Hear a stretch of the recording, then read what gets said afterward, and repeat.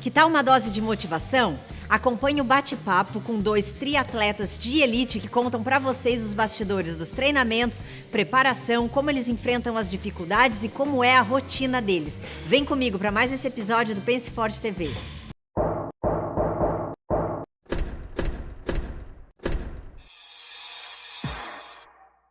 Olá, aqui é a Jamile Seg, estou aqui para mais um episódio Pense Forte TV e hoje falando sobre vida de atleta, com 2 atletas de elite, né, de ponta, que é o Igor Amorelli e o Chicão Ferreira, tudo bom? Tudo bem.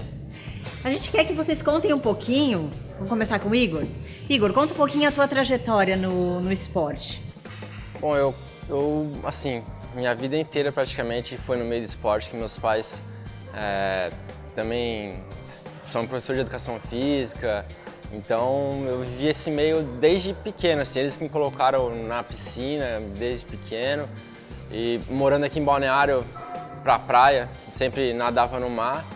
Aí assim, mais pro triatlon, um pouquinho antes eu surfava bastante, aí quando não tinha onda eu ia nadar. Aí conheci um pessoal que fazia triatlon, fui assistir eles competir o Ironman em Florianópolis. E lá que eu gostei mesmo do esporte, assim, aí comecei a fazer umas provinhas mais curtas e daí fui evoluindo assim, para uma prova de olímpico e depois no Ironman até o Ironman, né?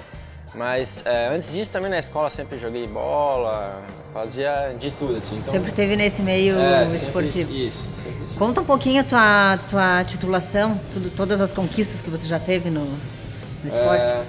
Acho que assim, os principais, né? O Ironman Brasil, de 2014. Você foi o primeiro brasileiro, né? Isso, Aí eu pelo menos considero assim, o meu segundo melhor resultado quando eu fiz abaixo de 8 horas, também no Ironman Brasil, que eu não ganhei, mas eu acho que foi o meu segundo resultado mais importante. Aí eu ganhei um outro Ironman também esse ano, outros 2 meio Irons. E o Mundial de Kona também, que eu fui 13º, que ainda quero melhorar, mas acho que são esses aí os que eu mais gosto. Tá certo. E você, Chicão? Como começou? Eu sou de Varginha, né, do interior de Minas, e lá eu comecei na natação, mas desde a época de escola, assim, eu era aquele cara que ia pro clube e jogava tudo que tinha para jogar, vôlei, basquete. E aí um amigo do exército me chamou para fazer um triatlon, como eu já nadava, aí fui para Pirassununga fazer a primeira prova, assim, não treinei direito, fui mais na empolgação. Aí fiz a prova, fiquei bem cansado, assim, foi difícil terminar, mas aí logo depois que eu terminei eu vi que era o esporte que eu queria fazer e desde então eu comecei a treinar mais, procurei um técnico e aí comecei a investir um pouco mais no esporte. Para ganhar resistência e não cansar. Conta pra gente as conquistas que você já teve. Eu fui 3 vezes campeão brasileiro de longa distância. Fui 3º colocado agora no 70.3 do Rio e fui campeão do Sesc Caiobá, que é uma prova bem tradicional aqui no Brasil. E como que é a tua rotina em épocas de competições? Eu pelo menos eu pego assim uns 3, 4 meses antes de alguma competição para focar mais. Então uma rotina de umas 4 semanas antes de uma prova, eu procuro me alimentar, tomar um café da manhã, de manhã a gente sai para treinar, fica a manhã inteira treinando e aí depois almoça, aí dá uma descansada, aí vamos nadar normalmente à tarde. Normalmente na parte da manhã a gente pedala e corre e deixa para nadar no final no meio da tarde. Aí logo depois da natação come mais um pouquinho, descansa e aí faz uma musculação e aí a gente vai para casa para tentar dar uma descansada para o dia seguinte fazer a mesma coisa. Treina manhã, tarde e noite, né? Puxado. E a tua rotina, Igor? A minha também não é muito diferente do Chicão, não é que a gente treina juntos até, né? Mas é isso, eu acordo normalmente umas 6 horas, algumas vezes mais cedo quando o treino é muito longo, mas na média 6 horas da manhã, como, aí mais 7 e pouco a gente sai para treinar, aí o treino da manhã normalmente dura até quase meio-dia, aí almoço, dou uma descansada, a gente vai nadar, e acaba a natação, aí vem fazer um alongamento, fortalecimento, alguma coisa, depois volta para casa, come, descansa. Mas isso aí também depende muito assim, da fase de treinamento, né? Tem fases que a gente treina muito e aí vai chegando perto da competição e vai diminuindo, assim, você tem mais descanso. Então tem dias que a gente treina 2 horas e tem dias que a gente treina 8 horas, então é bem, sabe, um dia pro outro. Às vezes Mas é tudo estratégico, né? É tudo planejado. Claro que às vezes a gente faz umas mudanças, assim, né? Tipo, tem dia que você acorda assim, pô, tô cansado do acúmulo dos outros dias, não dá, daí a gente altera alguma coisa. Mas é basicamente isso. O plano a gente tem, né? Daí a gente vai alterando. Assim. Claro. E vocês já tiveram algum momento dessa vida de atleta de vocês que vocês deu vontade de desistir? Deu aquele desânimo, ou às vezes assim, nem que seja passageiro, 1 dia, 2 dias, ou um período por estar passando por alguma situação difícil na vida, que vocês chegaram a cogitar a ideia de abandonar, de fazer outra coisa? Eu acho que já pensei umas 3 vezes já em parar, assim. Um período que eu morava em Belo Horizonte, onde não estava tendo resultado, estava com pouco patrocínio e eu precisava me sustentar, né? Então eu cogitei assim algumas vezes em parar de treinar, mas acabou que logo que eu pensei assim, eu fui meio que postergando, sabe? E aí passou 1 mês e aí começou a dar uma reviravolta e aí tudo me deixava no esporte novamente. O amor pelo esporte fala mais alto. Mas é complicado assim. Hoje eu tenho 34 anos, então e a vida do atleta ela não é uma vida assim que todo mundo acha bonito ser atleta e tudo mais, mas a realidade mesmo, todo mundo chega pra gente e pergunta, tá, mas você é atleta e trabalha com o quê? Então ninguém dá muito valor assim no atleta, mas a gente tenta seguir o máximo que a gente pode, né? E que não é uma vida fácil, né? Não. Eu trago isso porque eu trabalho com atletas, né? Eu sou psicóloga esportiva e eu sei o quanto a rotina de um atleta é puxada, né? E muitos atletas se dedicam exclusivamente para o esporte e as pessoas não têm essa valorização mesmo. Só treina, mas é bastante desgastante fisicamente e mentalmente, né? Porque é uma pressão constante. Uhum. E você, Igor, já teve algum período assim? É até estranho responder porque assim, eu nunca passou pela minha cabeça desistir, não. Claro, já passei por muitas dificuldades, mas é o que eu gosto de fazer, sabe? Assim, se eu tiver que trabalhar 20 horas por dia, as outras 4 horas eu vou treinar, sabe? Então, sei lá, uma coisa que essa dificuldade do treino, ficar cansado, essas coisas que me fazem, sabe? Acordar o outro dia, ter vontade, é isso que eu gosto. Então, pra mim, não cheguei a nunca pensar assim em desistir ou, sabe, coisa parecida. A dificuldade foi tão forte pra fazer você pensar? Não, dificuldade a gente tem toda hora, sempre, mas nada que me fizesse assim, não quero mais fazer isso, nunca passou na minha cabeça isso. Até hoje, pelo menos, nunca, ainda bem. E as renúncias? Porque a gente sabe que o atleta em si, ele tem que renunciar a vários prazeres. Por exemplo, hoje nós estamos aqui gravando num sábado à tarde e vocês estavam treinando até agora. Então, muitas pessoas não conseguem, né? Até pensam, tentam, começam uma vida de atleta e acabam desistindo por causa dessas renúncias. Como que vocês lidam? Hoje é tranquilo para vocês ou de vez em quando ainda dá assim bate aquela vontade de dizer, hoje não tô com vontade de treinar? Então, pra mim não é renúncia, sabe? Pra mim é o que eu gosto de fazer. Então eu não deixo de fazer nada que pra mim seria uma prioridade. Por exemplo, sair à noite não é uma coisa que eu ia, se eu não estivesse treinando, que eu ia ficar saindo o tempo inteiro. Às vezes eu ia ficar em casa sem fazer nada mesmo. Ou fazendo alguma outra coisa, mas eu não sinto necessidade de ter que sair pra balada, pra voltar às 5 horas da manhã, essas coisas. Lógico que de vez em quando a gente faz, mas não é uma coisa que eu sinto falta quando eu não faço. Não é uma rotina, né? Justamente. Então, assim, eu acredito que a gente escolhe as coisas que a gente quer fazer. Então, hoje eu escolhi ser atleta, então pra mim eu compro o pacote completo. E eu me sinto bem, assim. Então acho Perfeito, tudo é a forma com que sim, encara, né? Pra mim não é uma renúncia às vezes deixar de fazer alguma coisa pelo esporte. E sim, o principal é o esporte. É o que eu quero, é o esporte. Comigo também é mais ou menos assim.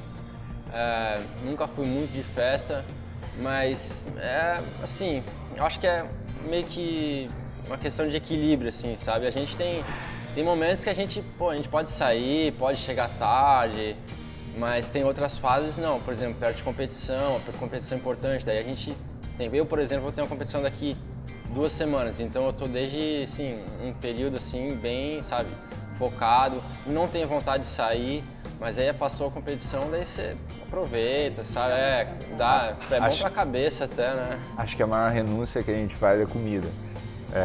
Isso é verdade. Inclusive é essa que eu tô passando agora. Essa é a grande dificuldade da maioria, né?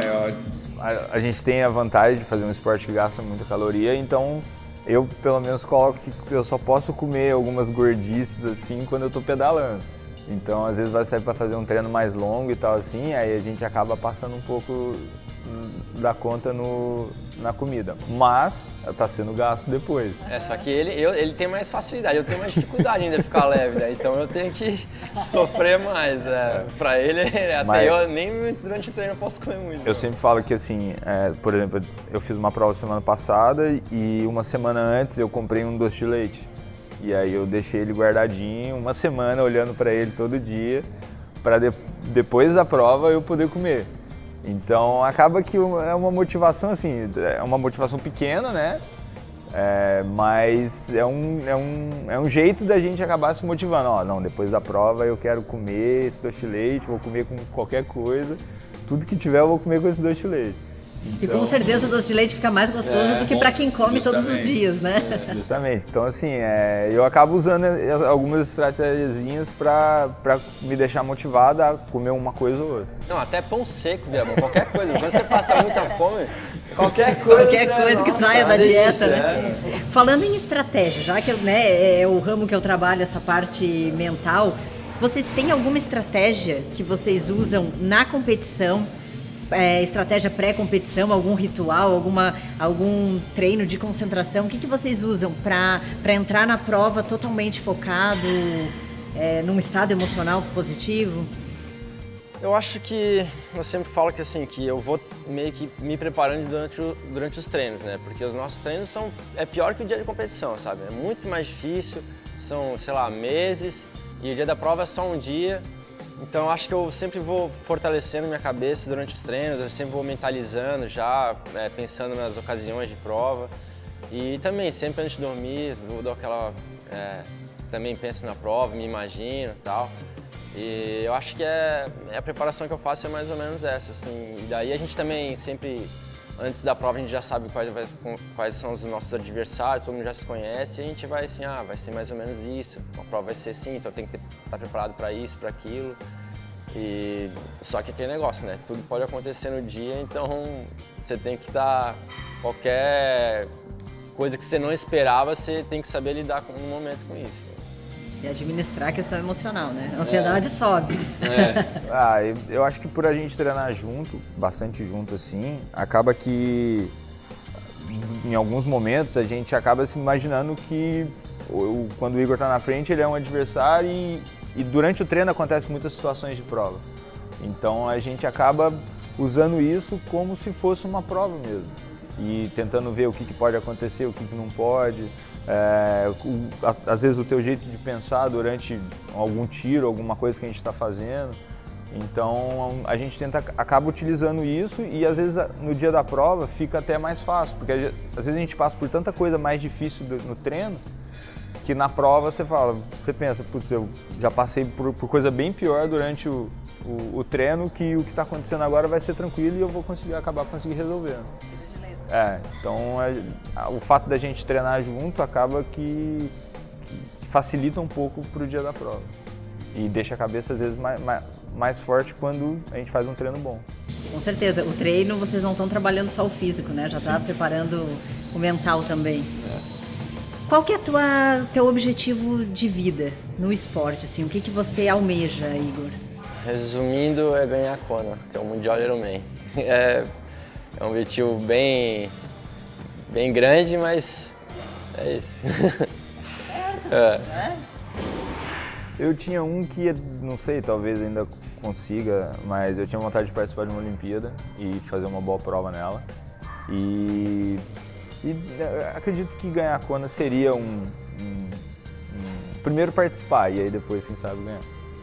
Primeiro de tudo é o desejo, né? O desejo vocês já têm, visualiza, treina e vai. Potencial vocês têm, né? Isso aí. Gente, muito obrigada, tá? Pela presença de vocês, entrevista, bate-papo. Espero que tenha servido de exemplo pro pessoal, né, de casa, que mesmo, né, eu tenho atletas que assistem o programa e tem não atletas, mas que muitas vezes querem mudar de hábitos, querem ter uma motivação para pelo menos frequentar a academia todos os dias, né? Então, assim, vocês treinam 3 vezes por dia em épocas de competições, né? Então, que isso sirva de motivação pro pessoal. Ok? Obrigado. Ok, pessoal? Espero que vocês tenham gostado. Não esqueça de curtir, compartilhar e lembre-se, pense forte. Olá, meu nome é Daisy, sou farmacêutica e hoje eu trago mais uma dica preciosa para você que está em busca de algo para acelerar o seu metabolismo. É o Raspberry Ketone, uma substância presente nas framboesas vermelhas, responsável pelo aroma adocicado das mesmas. Mas o grande diferencial do Raspberry Ketone é que ele atua como um regulador da adiponectina, um hormônio produzido e secretado pelas células adiposas que circulam em altos níveis na corrente sanguínea e faz com que o corpo se comporte naturalmente como magro. Pessoas magras possuem níveis elevados de adiponectina, ao passo que quando se ganha peso, além dos níveis desse hormônio diminuírem, ele ainda pode funcionar não apropriadamente, fazendo com que acumule gordura em outras partes do corpo. O Raspberry Ketone tem poder de termogênese natural, sem riscos cardiovasculares, podendo ser associado a outros fitoterápicos com resultados termogênicos excelentes.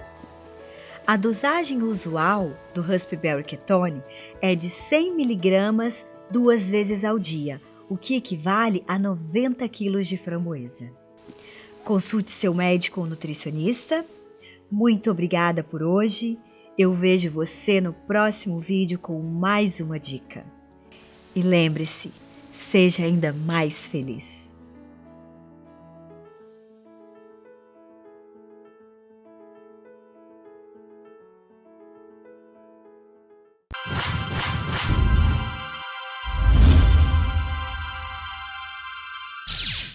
E aí galera, estão gostando dos vídeos? Então não esqueçam de se inscrever no canal aqui em cima e se quiserem ter mais informações a respeito do programa Pense Forte, as nossas redes sociais estão aqui embaixo.